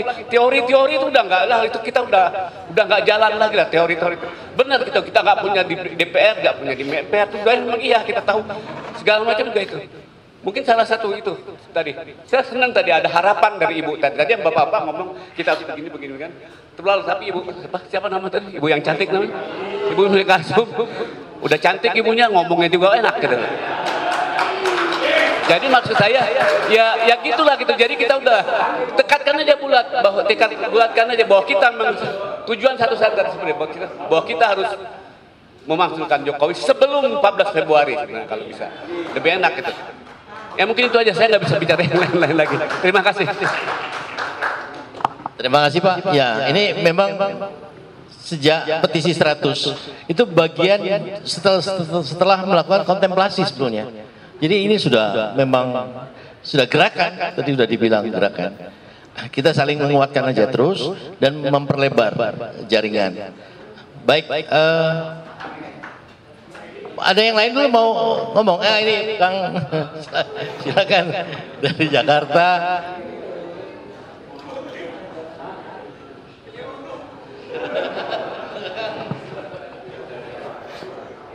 Assalamualaikum warahmatullahi wabarakatuh.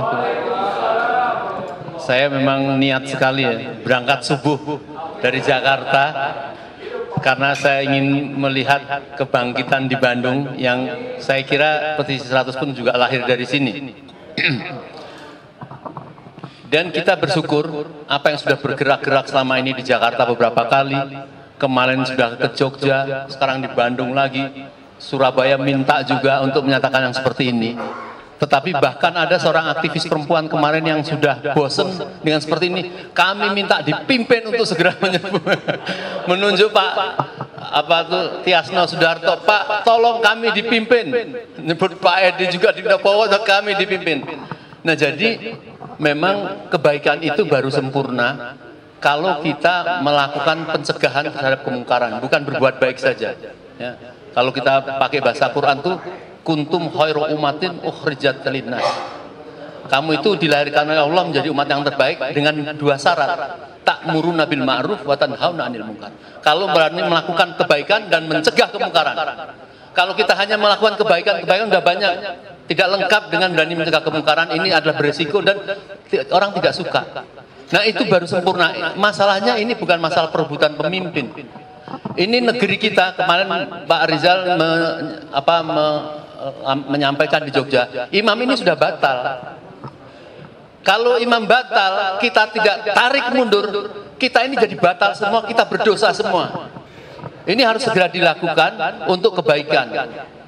Jadi sekarang adanya rame-rame don cawe-cawe Jokowi untuk Pilpres ini ada persyaratan sangat penting sekali. Tidak akan mungkin Pilpres ini akan dibiarkan begitu saja tanpa menyelesaikan kecurangan. Nah, kecurangan ini kalau Jokowi mau menghilangkan kecurangan-kecurangan tidak apa-apa. Tetapi orang tidak percaya. Kalau orang Jawa mengatakan ada watak dan ada watuk. Kalau watak itu tidak bisa disembuhkan, kalau watuk bisa disembuhkan.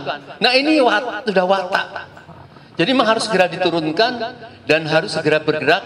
Justru kalau bisa sebelum dilakukan Pilpres supaya terjadi perubahan kepemimpinan ya. Kita tidak ingin mencampur adukan antara apakah digulingkan kemudian membuat baru, tapi kita bisa juga semua antara rakyat yang berharap penggantian presiden ataupun yang oposisi, yang salah satu pemimpinnya ada Bang Rizal. Ini memang harus bercita-cita sama untuk menyelamatkan negeri. Dan kalau tidak, memang kita melihat ya kisi-kisinya bahwa kalau ini sampai dibiarkan ya kepemimpinannya dipegang oleh Bapak Mr. Jokowi ini, maka Indonesia hancur, Indonesia bubar. Itu yang menurut kecurigaan dari para jenderal pemimpin-pemimpin kita.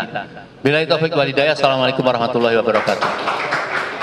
Ya saya kira ini soal waktu juga. Saya kira Kang Edi Mulyadi bicara, silakan Kang. Nanti baru ditanggapi sama Bapak semua ya.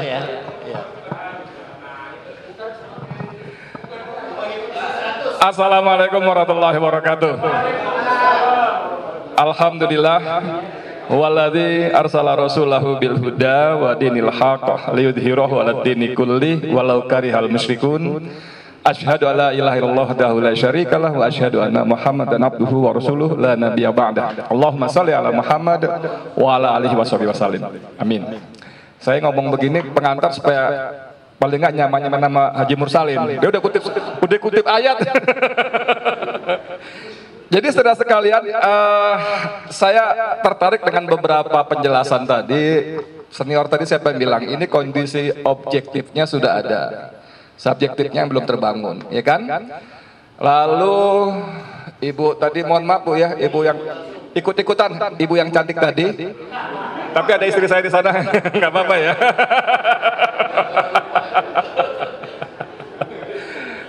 Jadi memang sebetulnya pertanyaannya membangun kondisi subjektifnya, ya. Tadi senior kita yang mana tadi tuh? Oh yang belah sana. Masing-masing punya pasukan nggak kan gitu kan? Kalau kita ini kumpul misalnya berapa orang ya? Ada 100 orang misalnya. Masih punya 10 kan 1000. Jadi yang menarik adalah bahwa ide-ide pemakzulan, walaupun saya nggak sepakat mohon maaf, karena pemakzulan ini melalui proses DPR yang pasal 7A konstitusi kita hampir nggak mungkin dilakukan sekarang ini, kecuali Allah berkehendak lain. Tadi siapa senior yang lain saya lebih suka lengserkan atau turunkan, ya kan? Tapi nggak apa-apa, kita nggak perlu berkelahi soal itu kan, gitu kan? Nah, Jadi bagaimana kita membuat kondisi subjektifnya merata. Ini paling gampang gini nih. Ini kan sebagian besar nih kita rajin demo nih. Yang di Jakarta bolak-balik patung kuda, mak-mak, nggak ada mak-mak di sini ya. ARM, Aliansi Rakyat Menggugat, sekarang punya metode baru, aksinya di mana namanya itu, di Tamrin. Jadi kreatif, mama ini kreatif memang luar biasa. Lampu merah mereka bergerak gitu, bentak turunkan Jokowi gitu. Polisi ngomel-ngomel, ntar lampu hijau balik lagi, minggir lagi gitu. Oh top banget tuh mama, memang luar biasa. Ya, nah tapi kan begitu mereka mulai bentang begitu, saya melipir tuh, nggak ngambil gambar selalu, saya cari suasana lain. Tahu nggak apa yang disampaikan dari mulut para pengemudi? Tahu nggak? Brengsek nih bikin macet jalanan. Brengsek nih bikin tambah lama. Jadi mereka rakyat itu tidak sependapat dengan aksi-aksi kita. Mereka merasa terganggu dengan demo-demo, jalanan macet, tambah lama ke kantor dan sebagainya dan seterusnya. Bayangkan, kita ada demo turunkan Jokowi, tolak BBM naik segala macam, mereka ngomel. Padahal kalau misalnya Allah izinkan kita berhasil, kemudian harga BBM turun, lalu yang ngomel tadi bawa motor, bawa mobil ke pom bensin, saya beli Pertalite dong. Bayar sekarang 12.000. Oh enggak, saya nggak setuju turun kok. Saya tetap bayar 14.000. Kan nggak begitu. Nah inilah maksud saya gitu loh. Bagaimana membuat kondisi subjektif merata. Bahwa kalau kalian menjadi lebih macet, itu pengorbanan yang harus dibayar gitu loh. Bahwa kalian menjadi lambat sampai tujuan karena aksi-aksi itu, ya tolonglah bagian dari pengorbanan yang harus diberikan. Karena kalau ini sukses, kalian menikmati juga gitu loh. Nah tugas-tugas ini ya senior tadi ya, betul banget bagaimana kita menularkan. Ini peristiwa ini saja nih, peristiwa ini nih. Siapa yang tahu ada acara ini di sini? Siapa yang tahu? Masa tadi? Oh iya, selesai diskusi. Ini tadi siapa yang tahu gitu? Tadi beliau bilang ini pemain lama semua. Kang Dindin tadi pemain lama semua. Cari dong stok baru supaya kalau di penjara lebih ramai. Enggak harus dibilangin Zadik, enggak gitu. Merata gitu loh. Jadi ketika seperti tadi Kang Rijal bilang dilantik Maret, Mei tumbang. Karena perasaan subjektifnya merata. Gitu loh. Nah, salah satunya dari saya mau bicara sebagai petisi 100 mau sebagai wartawan FNN mau sebagai YouTuber mohon dengan sangat para senior teman-teman yang dapat link-link seperti ini dikirimin, sebarin lagi. Sebarin lagi, walaupun orang muntah, wah brengsek nih ganggu aja. Saya berkali-kali di grup-grup WA dikeluarin orang. Jangan bicara politik. Jangan bicara ini. Kita grup paguyuban, kita grup alumni, ketawa-ketawa aja. Yang damai-damai aja. Biarin aja. Cara sendiri kenapa lu ngundang gua gitu loh. Tapi kalau itu nggak disebarkan, nah begitu maksud saya. Jadi tugas kita memang bisa one on one. Ketemu di warung kopi, di lampu merah, di mana ngobrol, ini harus tumbang, ini harus jatuh, ini harus lengser. Nggak apa-apa. Supaya orang punya pemahaman yang sama. Dan forum-forum seperti ini sudah harus kita lakukan. Kalau saya baca di komentar-komentar YouTube saya, itu orang ngomel juga, capek, natau. Not action, talk only. Ngomong dulu dari zaman dulu, mazul kan. Ya kan? Tadi siapa tadi tuh? Beliau juga bilang, 2 tahun lalu ini tumbang. Tapi kan kalau kita baca, orang ngomel doang gitu. Nah lu ngapain? Ayo mazulkan, ayo jatuhkan, ngomel doang, capek ngomong. Tapi lu ngapain yang nulis komentar itu ngapain? Kan nggak ngapa-ngapain gitu loh. Nah bagaimana kita membuat orang-orang yang nulis komentar seperti itu ikut tampil juga, ikut bergerak juga. Saya kira itu PR bersama-sama kita. Dan memang ya oke lah, ini istilah aja lah. Tapi mengutip kemarin tuan rumah di DHN ya, Bedung Juang, Pak Letjen Soeharto. Pak Soeharto kan bilang, saya masih heran, masih berharap sama DPR aja. Itu makasih banyak. Assalamualaikum warahmatullahi wabarakatuh. Terima kasih Kang Edi. Ya, ini Kang Indra. Hendra. Ya, silakan Kang Indra. Ini pemilih Jakarta 1. Terima kasih. Assalamualaikum warahmatullahi wabarakatuh. Saya hanya menambahkan dari senior-senior ya. Jadi menarik dulu ke belakang ceritanya. Soal berijazah atau ijazah palsu atau ijazah asli. Sebenarnya ketika Bambang Tri memantik, di sini ada Kang Tia, di sini ada Mas Pasca, ada lagi kawan satu Effendi Saman. Yang membawa Bambang Tri itu adalah saya. Hingga akhirnya muncul permukaan. Waktu sidang pertama saya hadir. Jadi ceritanya Jokowi undercover kedua, izinnya semua di saya sekarang. Kalau mau diterbitkan, Kang Dindin tahu waktu saya bawa ke beberapa jenderal, mau nggak menerbitkan Jokowi undercover kedua? Diam semua. Ada ya Kang Dindin, ada Kang Dindin semua. Sabotase sampai.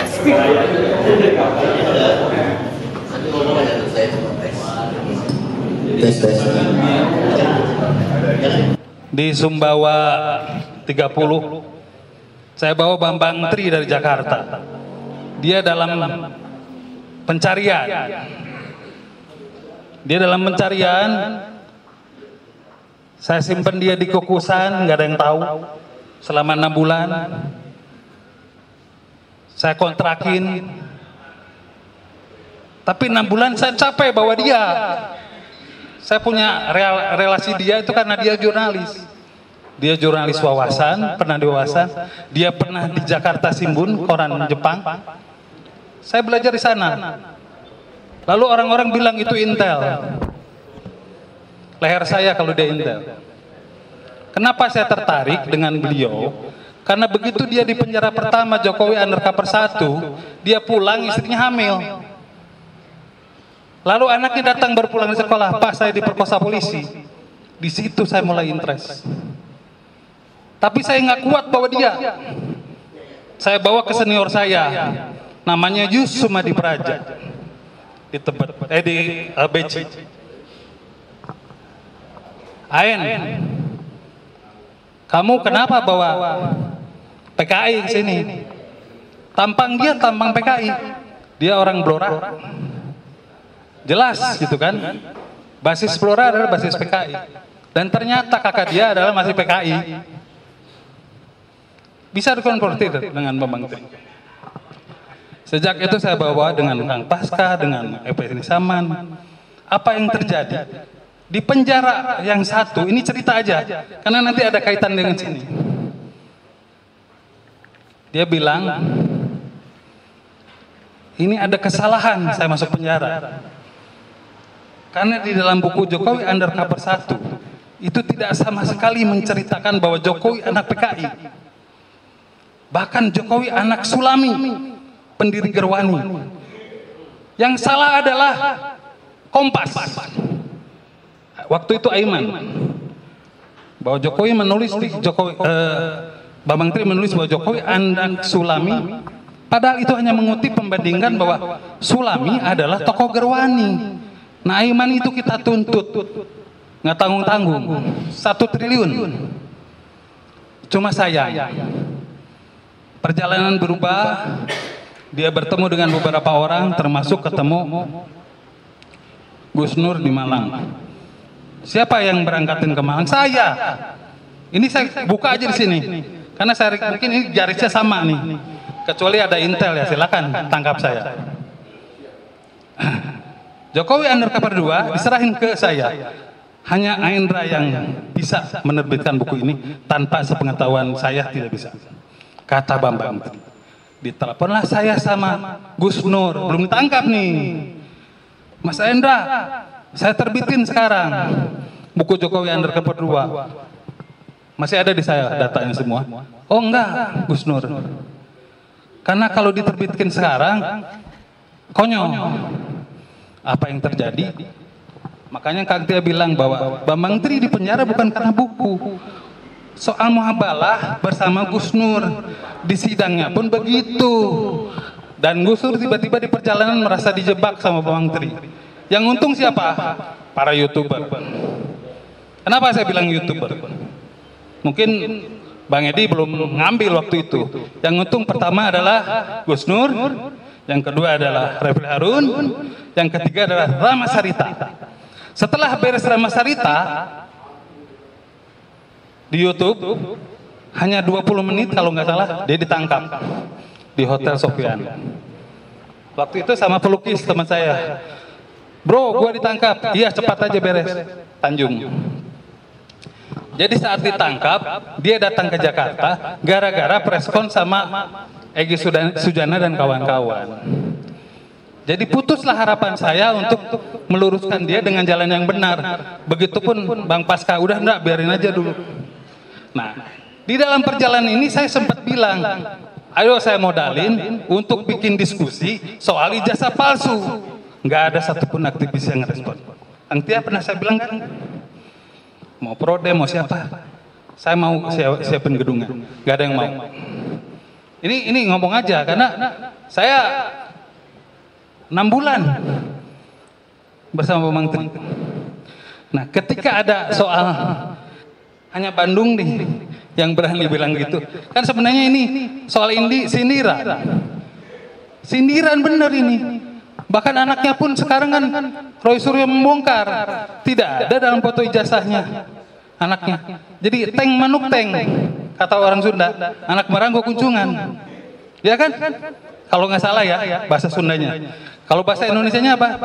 Daun tidak pernah jatuh jauh dari pohon. Ya buah atau daun apapun. Sama. Daun bisa angin, tapi tetap bahwa itu pohonnya sama.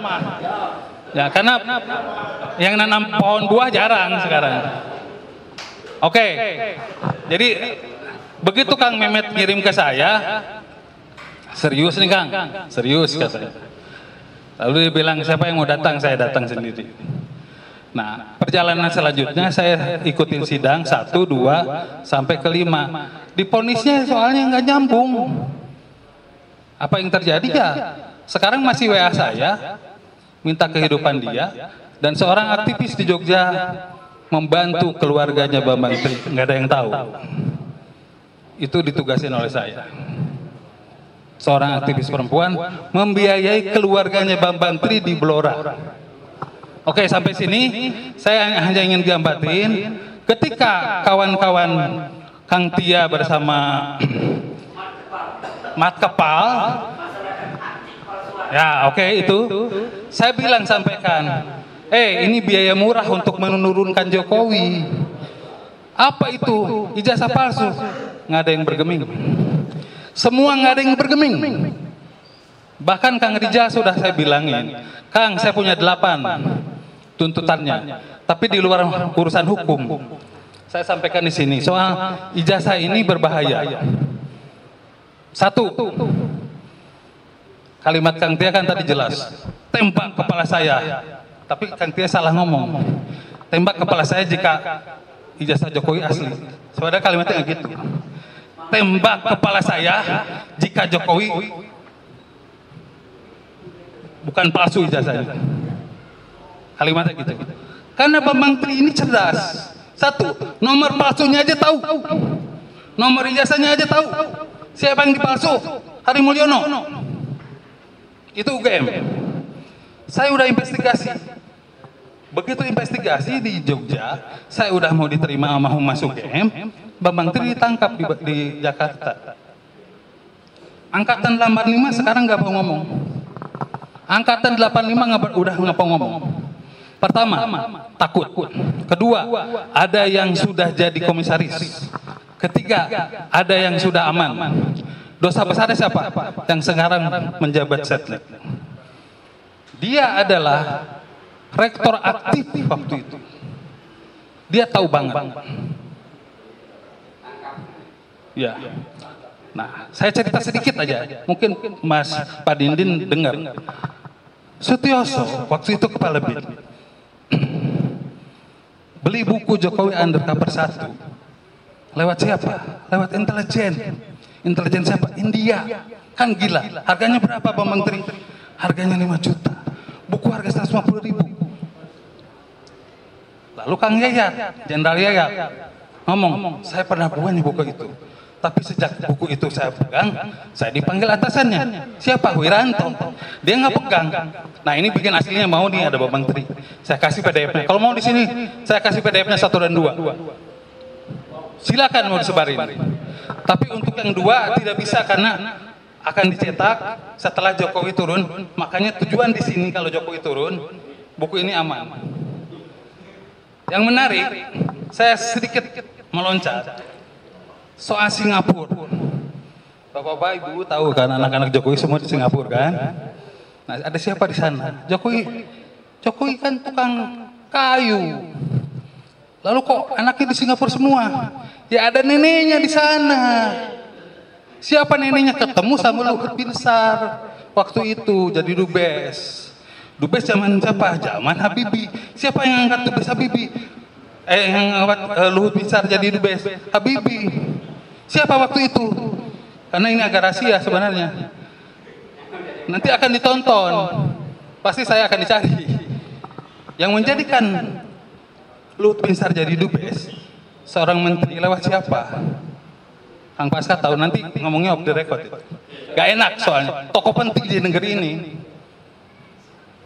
Nah, oke. Setelah Gus Dur jadi presiden, Luhut apa? Ditarik ke Menteri Perindak. Di situ dia udah pasang kuda-kuda di Singapura. Singapura, ibunya Jokowi adalah orang penting yang direkomendasi oleh Soeharto. Siapa dia? Dia yang menangkap Aidit. Oke, sampai sana dulu. Terima kasih. Assalamualaikum warahmatullahi wabarakatuh.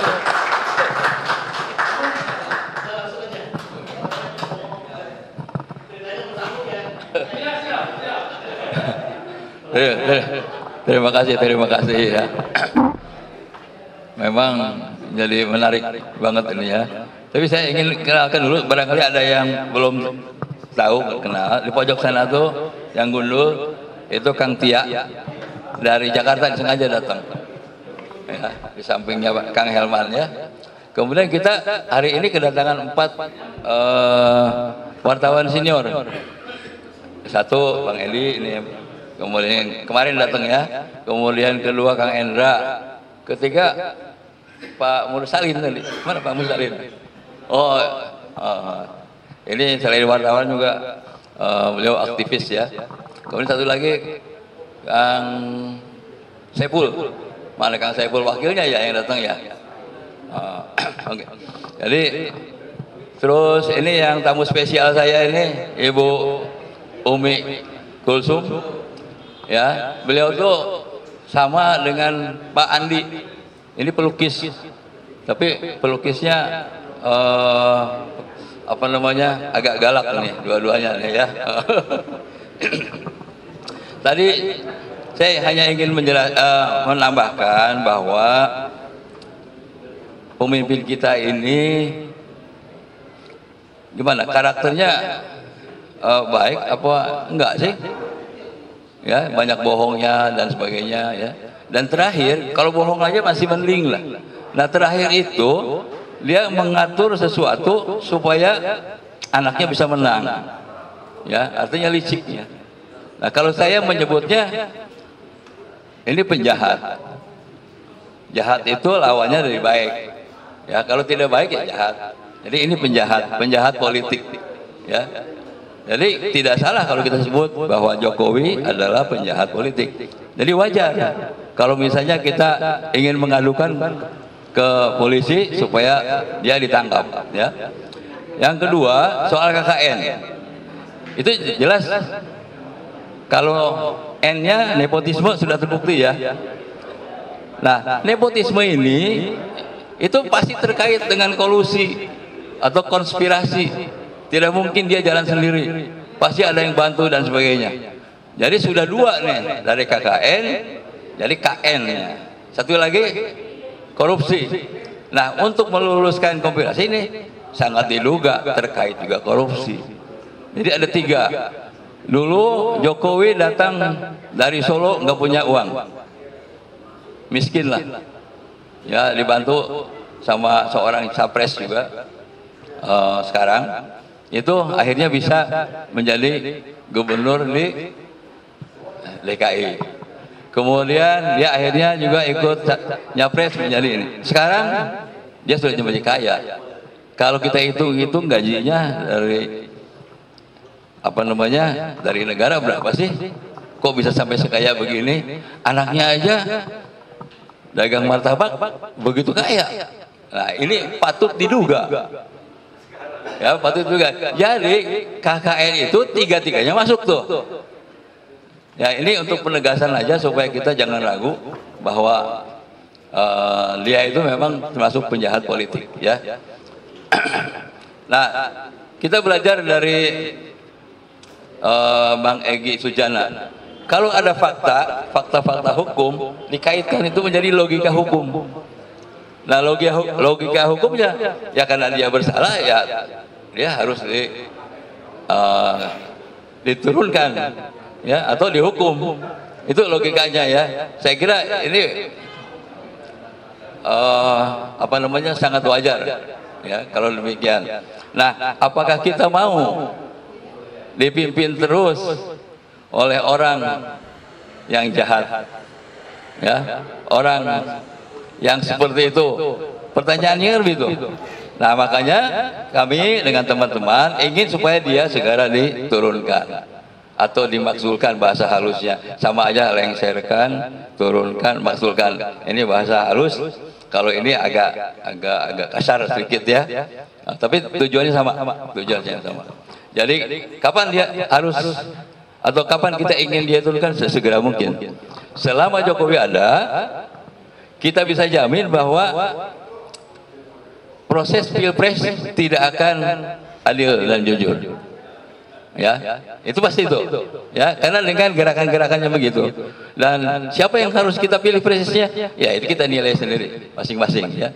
Tapi bahwa dalam proses itu selama Jokowi ada pasti itu tidak akan jujur. Jadi artinya pilpres yang akan dibuat oleh pemerintah sekarang kira-kira tidak bernilai lah, gampangnya gitu. Tapi kalau Jokowi turun sekarang sebelum pilpres jalan, itu akan membantu sekali masyarakat kita. Ya, hasilnya itu akan tadi dipercaya, kemudian apa namanya? Ya, kalau pilpresnya jujur, adil, itu pemerintah itu didukung dan hasilnya memang dipercaya ya. Rakyat akan mendukung dia semua. Saya kira itu pada prinsipnya ya. Kemudian tadi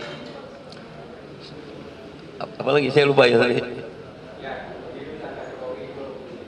Itu udah kayaknya. Itu apa lagi ya? Cukup ya. Saya kira itu saja. Terima kasih. Mangga dilanjutkan. Baik, tepuk tangan buat itu. Sebelum ditutup, Ketua acara ini Pak Budi Rijanto mungkin akan menyampaikan sesuatu. Silakan Pak. Terima kasih. Sekalian, kita sampai di ujung yang memang nggak akan cukup waktunya. Tapi barangkali saya sebagai koordinator penyelenggara sebenarnya yang dibantu oleh teman-teman seperjuangan. Pertama-tama mengucapkan terima kasih nih bahwa acara ini dengan segala keterbatasan kita berlangsung. Dan tadi saya mohon maaf, tadi sudah untung Kang Didin mengingatkan sebelum terima kasih kepada Pak Yayat Gedung yang memberikan bantuan gedung dan juga semua pihak yang telah membantu baik moral material sehingga acara ini berjalan dengan sebaik-baiknya. Mohon maaf memang acara ini barangkali juga sederhana. Kita misal sepanjang perjalanan. Jadi ada tujuan jangka pendek tadi memang class action, tapi yang dikatakan ini perjalanan kita masih panjang. Diharapkan organisasi ini sebagai organisasi yang lahir dari alumni kampus akan tetap eksis menjaga Republik ini menjadi negara republik yang ke depan terbatas, nanti diikuti oleh lebih mudah. Jadi kita harapkan para alumni ini selalu mengawal keberlangsungan Republik ini ke depan. Dan mudah-mudahan tidak hanya dengan kami yang alumni perguruan tinggi, kami juga bersinggungan dengan semua unsur simbol lain yang mudah-mudahan nanti ini bergulir menjadi pembesar dengan intensitas dan eskalasi yang lebih tinggi. Mudah-mudahan kita akan percepat itu di samping gerakan yang tadi resmi, tapi kita juga melakukan percepatan, penguatan dengan unsur yang lain. Barangkali itu yang saya sampaikan. Terima kasih kembali lagi dan saya kembalikan kepada pembawa acara untuk menyelesaikan. Terima kasih. Wassalamualaikum warahmatullahi wabarakatuh. Terima kasih Pak Budi. Demikianlah acara demi acara telah kita lalui bersama. Untuk terakhir, sebelum kita tutup, kita mohon dengan hormat Pak Hari Nugraha, Ustadz Hari untuk membacakan doa. Semoga acara ini bisa bermanfaat buat kita semua. Dan langsung kita tutup, Pak Hari, langsung terima kasih ya Pak. Assalamualaikum warahmatullahi wabarakatuh.